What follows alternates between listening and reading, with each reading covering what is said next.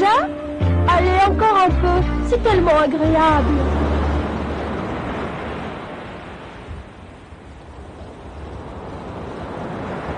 Le vent va bientôt faiblir. Et le bateau s'arrêtera. Oh! Pour l'instant, ça souffle encore assez. Oh!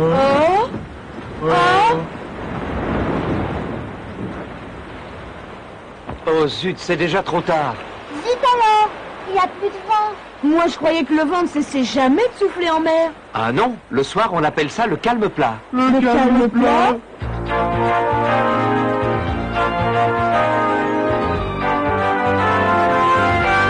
C'est ça. Allons les amis, servons-nous des rames pour rentrer au port. Oh, is. Oh, is. Oh, is. C'est bon. Marche les copains.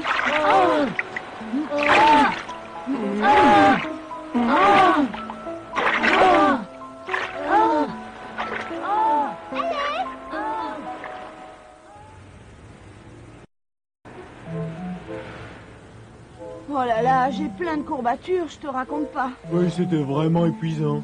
C'est tout de même bizarre. Le vent soufflait bien fort et il s'est arrêté d'un seul coup. Au fait, pourquoi s'est-il arrêté comme ça? C'est ce qu'on appelle le calme plat, tu comprends? Oui, mais pour le reste, il vaudrait mieux demander à Ordi. Je me doutais bien que tu ne savais pas, Elliot.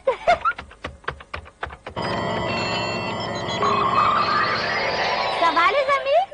Peux-tu nous expliquer pourquoi le vent s'est arrêté d'un seul coup? La voile était gonflée et puis tout à coup, plus rien. Alors, il a fallu le secours de vos petits bras musclés pour faire avancer le voilier, hein? Mais Ordi, pourquoi est-ce que le vent faiblit le soir venu? Bon, commençons par le début. Je vais vous parler des vents marins. Dans la journée, sur les côtes, le vent souffle de la mer vers le rivage. Vous voyez, hein? C'est parce que l'air se réchauffe plus vite sur la terre que sur l'eau. Vous savez que l'air, en se réchauffant, devient plus léger et monte. Et les courants d'air froid au-dessus de la mer viennent vers le rivage. Par contre, lorsque le soir tombe, la différence de température entre la terre et la mer diminue et le vent cesse de souffler. C'est ce qu'on appelle le calme plat. Et c'est pour ça que notre voilier n'a plus avancé. Mais lorsque la nuit tombe vraiment, Comme l'eau de la mer garde sa chaleur, l'air frais de la terre regagne la mer.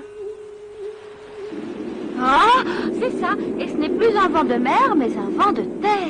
Eh ben, si on avait su, on aurait attendu le vent de terre et plus besoin de ramer. Non, Tom. Au contraire, le vent nous aurait sûrement repoussés au large. Tu sais, Elliot, ça me fait penser aux anciens navigateurs qui se servaient de la force du vent pour voyager, hein?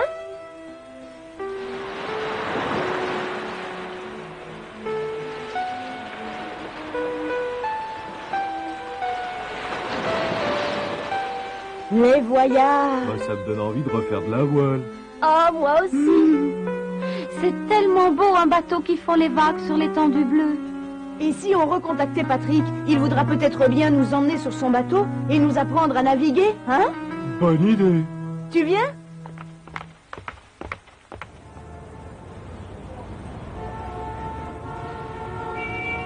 Hé, regardez, voilà Patrick. Hé, salut. Tu vas bien? Bonjour Patrick. Bonjour. Accepterais-tu de nous emmener à nouveau en mer? La fatigue de l'autre jour ne vous a pas dégoûté? Au contraire. C'était terrible Patrick. Allez, emmène-nous. Eh bien, c'est promis. Est-ce que ce serait possible dimanche? Dimanche, très bien. Hein? C'est vrai, Patrick a accepté, oh. Si je te le dis, il nous a donné sa parole. Ouais! Oh, dit Hélène, est-ce que je peux venir moi aussi? Bien sûr, Ordi. Tu as me pote. Et si on se mettait un petit programme histoire de mieux connaître l'énergie des vents, ça nous donnerait un petit avant-goût. Ah, génial, Tom. Bon, je m'en occupe. Dis, Ordi, de quand datent les premiers moulins à vent? Oh, il faut remonter dans l'Égypte ancienne. Il y a plus de 3000 ans.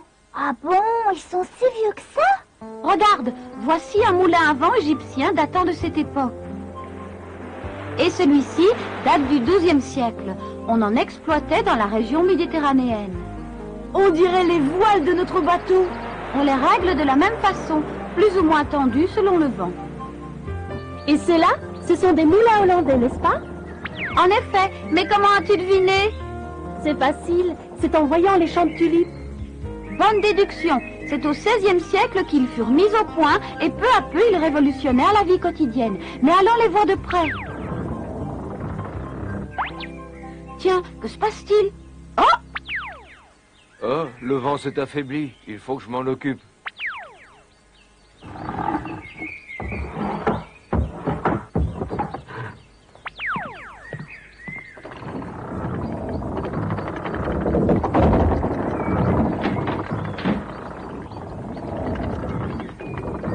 C'est arrangé, voilà. Alors c'est comme ça.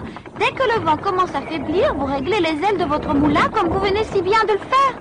De façon à retenir le plus de vent possible. C'est bien ça, hein? Tu sais, Ordi, le vent est tellement imprévisible. Un jour très fort, un jour très faible. Qu'est-ce que c'est que ça, Ordi? Un moulin moderne, une éolienne, un aérogénérateur si tu préfères. Très puissant, il se trouve en Caroline du Nord, aux USA, et produit de l'électricité à partir du vent. On dirait que le vent faiblit. Tu as vu? Les pales modifient leur inclinaison. Et c'est reparti! Cet aérogénérateur est équipé d'un ordinateur qui règle l'inclinaison des pales afin qu'elles soient toujours orientées face au vent. Et produisent le maximum d'électricité. L'ordinateur fait ce que le vieil homme faisait lui-même, bien orienter les ailes.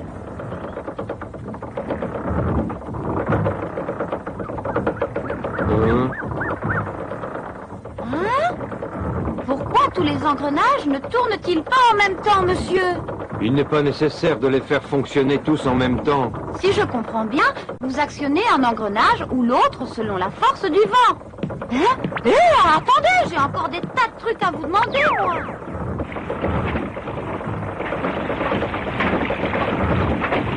Et puis, vous tirez de l'eau aussi? Oui.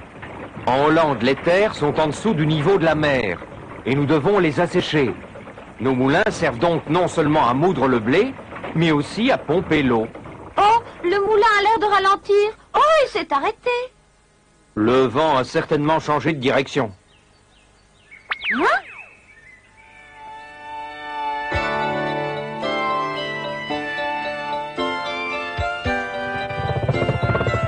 Oh, fantastique!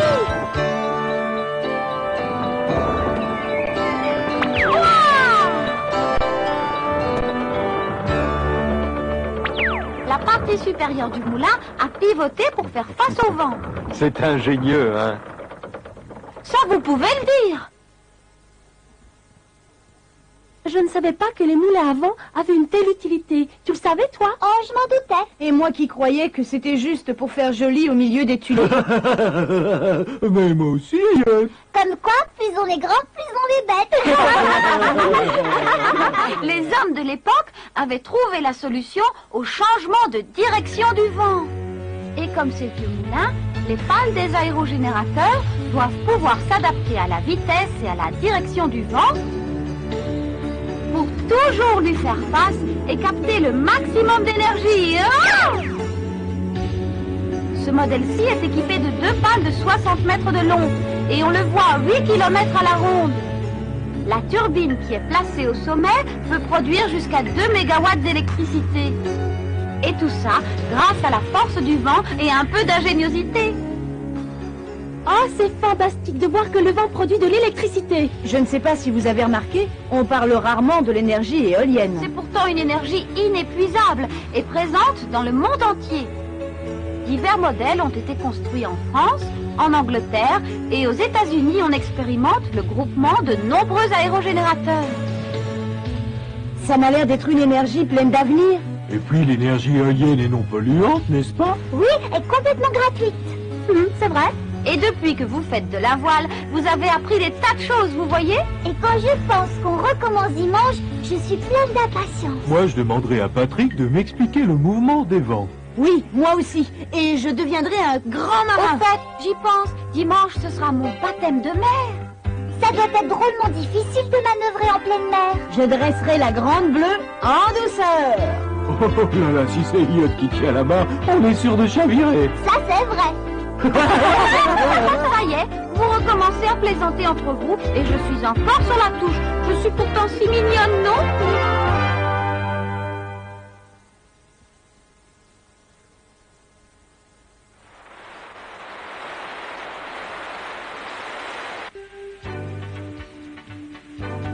On n'a vraiment pas de chance. Nous étions pourtant si impatients. On est condamné à rester ici. C'est vraiment un sale temps pour un dimanche. J'ai attendu ce jour pendant toute la semaine. Oh, si tu savais comme je suis déçue. Oh, saleté de pluie. Et d'abord, pourquoi est-ce qu'il pleut tout le temps sur cette planète? Je comprends parfaitement que vous soyez déçus, mais n'en voulez pas trop à la pluie. Elle est tout aussi importante et utile que le vent. Oh. Tu fais peut-être allusion à l'énergie hydraulique? Mais oui!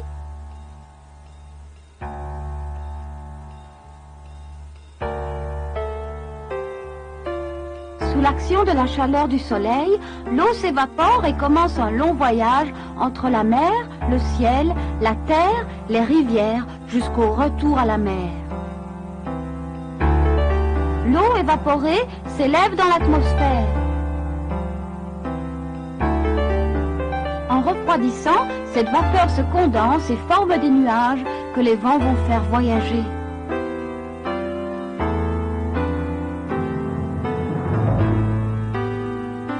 Ces nuages retomberont ensuite sous forme de neige ou de pluie.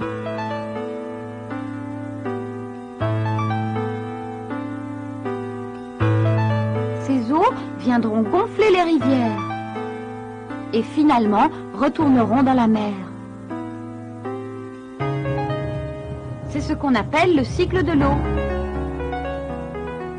Et cette eau contient une énergie fantastique, mais qui va demander des trésors d'imagination avant de se laisser dompter et enfin produire de l'électricité.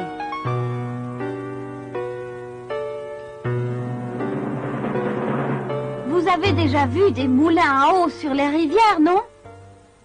Eh bien, on va essayer de produire beaucoup plus d'énergie en se basant sur le même principe. Regardez. On va retenir l'eau de la rivière en construisant un barrage, puis on va canaliser son énergie et l'amener vers une turbine qu'elle fera tourner très vite. Cette turbine couplée à un générateur produira de l'électricité.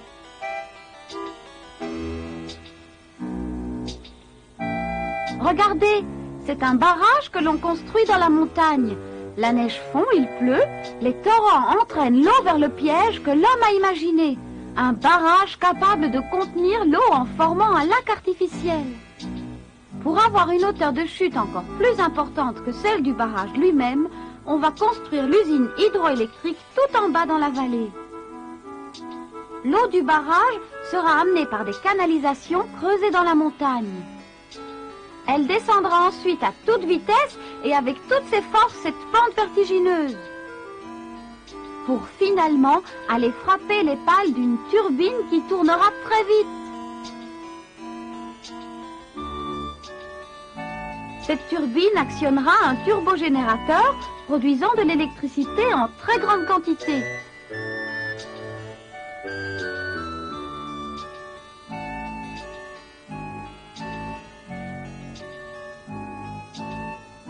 Eh ben, dis donc, c'est assez fascinant. Est-ce qu'il existe d'autres systèmes basés sur l'énergie hydraulique? Oui, il y a un système expérimental d'utilisation de l'énergie des vagues.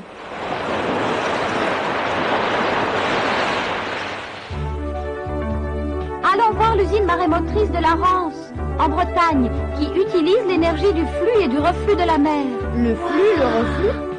Super! On pourrait peut-être y aller en TGV Atlantique? Quand vous voulez. Et on pourra louer un voilier, grand comme celui-là. Ouais, on y va, on y va, on y va.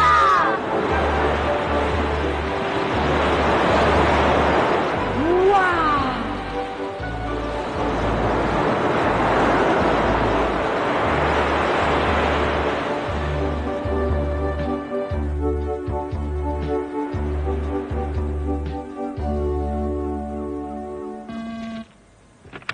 Oui, j'écoute. Bonjour, monsieur le directeur. Comme prévu, la marée haute a commencé il y a 10 minutes. J'ai donc immédiatement verrouillé les vannes.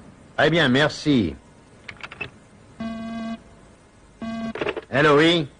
Excuse-moi de te déranger, rassure-moi vite. Clara est avec toi? Mais non. Je ne l'ai pas vue aujourd'hui. Oh mon Dieu! Elle n'est pas à l'école? Non, elle est partie à la plage et elle n'est toujours pas revenue. Qu'est-ce que tu dis? Mais c'est le début de la marée haute maintenant. Mais que va-t-on faire? C'est terrible, tu te rends compte? Calme-toi, je lance les recherches.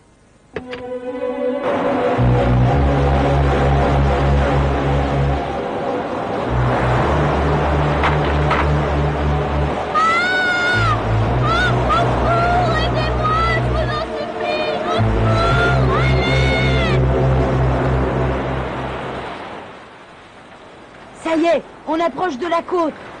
Je la vois.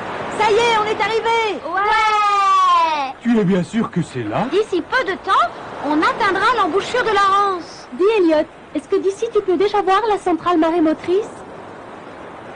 Ouais, je la vois. Bon sang, ce que la berge est longue. Mais je rêve ou quoi? Il y a une fille en danger sur un rocher droit devant. Hein? La mer monte de plus en plus et je vais me noyer.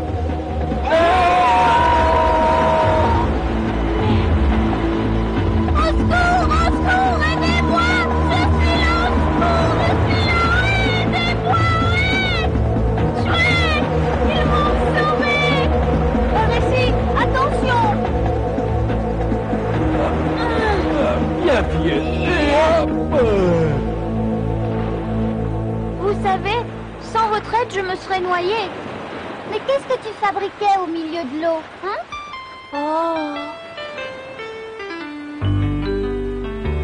Oh, qu'il est beau! Oh!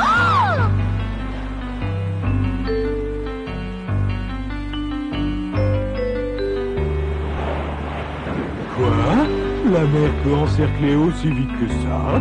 Mais figurez-vous que ce n'est pas un hasard si on a installé ici cette usine marémotrice. Ah bon? Oui.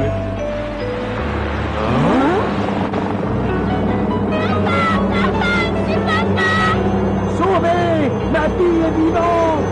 Je suis là, mon petit papa! Ne t'inquiète pas! Je suis sauvée! Je ne sais comment vous remercier, les enfants. Vous avez sauvé la vie de ma petite fille. Merci! Est-ce que visiter notre centrale marémotrice vous intéresserait? Dans notre région, l'amplitude des marées est très importante. La différence de niveau entre la marée haute et la marée basse peut atteindre 14 mètres. Et le débit est énorme, 18 000 mètres par seconde. C'est pourquoi EDF a installé cette usine marémotrice ici. Pourriez-vous nous expliquer pourquoi la mer monte et descend? Oui, c'est simple. La marée est un phénomène régulier dû à l'attraction de la Lune sur l'eau des océans. Selon la position de la Lune par rapport à notre planète, les océans sont plus ou moins soulevés. Et on peut prévoir chaque jour l'heure et l'amplitude de la marée basse et de la marée haute. C'est pourquoi nous avons construit ce barrage long de 750 mètres. Il laisse entrer l'eau à marée haute en faisant tourner des turbines et la libère à nouveau vers la mer à marée basse en produisant à nouveau de l'électricité. Tu as perdu quelque chose, Elliot? Non. Mais je voudrais bien savoir où se trouve cette fameuse usine marémotrice. Parce que pour l'instant, je ne vois qu'un barrage. Ah oui, c'est vrai ça. Mais elle est là, notre usine électrique, juste sous vos pieds. Hein? Sous nos pieds? Oui, l'usine et les grosses turbines se trouvent à l'intérieur du barrage. Non, Tom, c'est trop glissant pour toi. Remonte plutôt là-haut. Voici l'endroit où se trouve l'une des 24 turbines de la centrale. J'imaginais pas que ça pouvait être aussi grand. Ah! Mais qu'est-ce qu'on entend? Ce sont les turbines qui se mettent en marche. Désolé de vous avoir fait si peur. La marée haute est en train de monter et en remplissant notre barrage, l'eau fait tourner les 24 turbines, transformant l'énergie de la marée en électricité.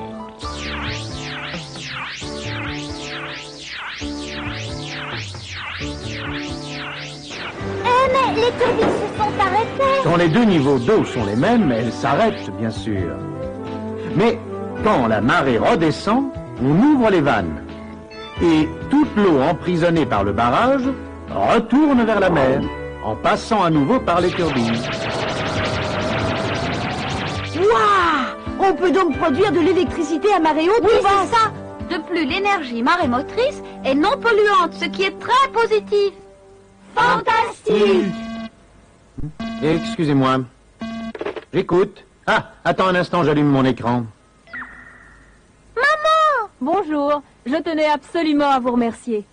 J'ai préparé un petit menu de la région et je serai tout à fait heureuse de vous recevoir chez moi ce soir. Merci, madame, on viendra volontiers. Ça va être chouette. J'y vais aussi.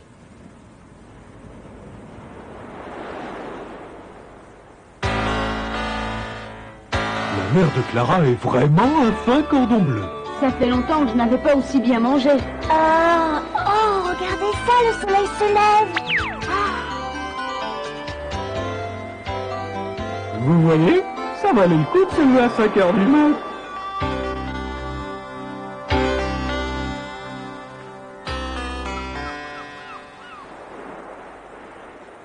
Oh non, c'est pas vrai. Que se passe-t-il?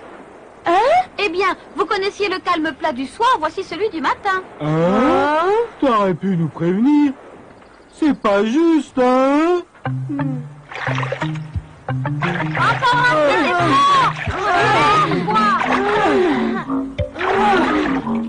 J'ai des clopes plein les mains. Je crois que je vais renoncer à devenir marin. Peut-être que je serai motard ou magicien. Ou bien encore. Oh! Ne vous inquiétez pas, on va vous manquer.